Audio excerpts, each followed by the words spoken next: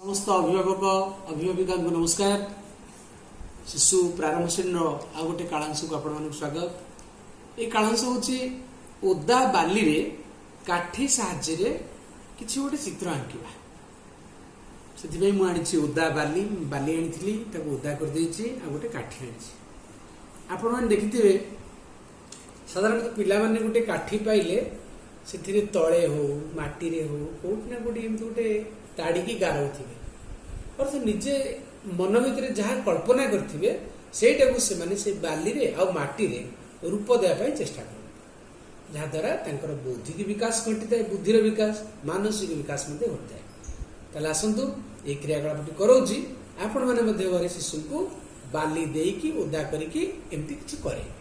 देखो ये ओदा बाली मुझे साइज कर देछि। ये काठी काठी बर्तमान मुझे जहाँ गोटे मन को करुँच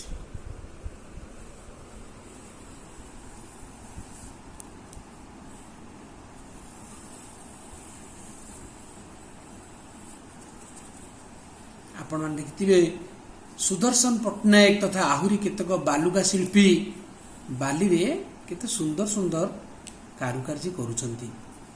तेणु शिशु मनरे जो सौंदर्य बोध रही सीए ये बाली रे माटी साहाଯ୍ୟରେ निज मनरू किसी सुंदर चित्र आंके किसी किसी बापा माँ ताको उत्साहित करती आउ किसी किसी बापा माँ विरक्ति हुंती कि विरक्त हवा उचित नुहे। से करूथुव देखिए शिशु कला बेले तार जदि भल न हम से पुणी भांगीदेव पुणी आउ थे कर द्वारा तार एकाग्रता बढ़े।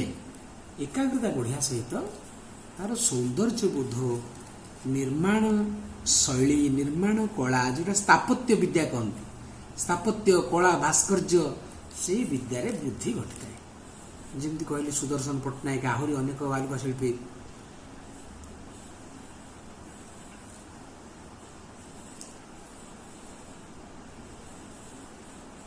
तेणु शिशु बाटिकार शिशु को संपूर्ण स्वाधीनता दि जाए।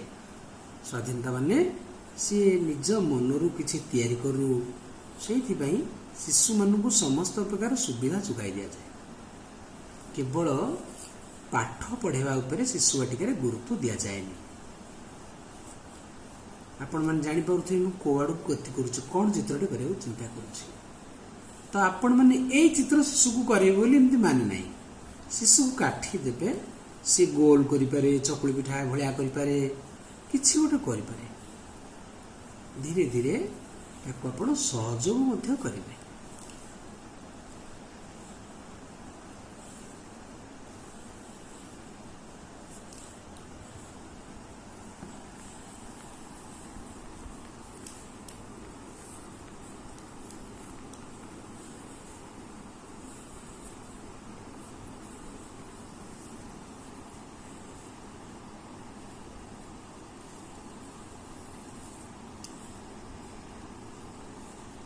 बस ये गोटे दीप आपको आहुरी सुंदर करा जाय परिबो हाथ रे किछि किछि करके।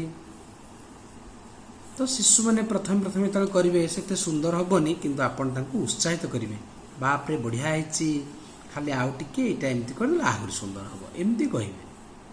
भलो हैनी केबे कहिवेनी तार जो मन रे जो आग्रह सेटा भांगी जीवो। ठीक अच्छे मुझे कली आपण मैंने शिशु को साहाय्य करके भल रकम करेंगे। आशा करुच्ची आपण मैंने यही प्रकार क्रियाकलाप केवल दीप नुहे शिशु जहाँ चाहिए रोचे। नमस्कार।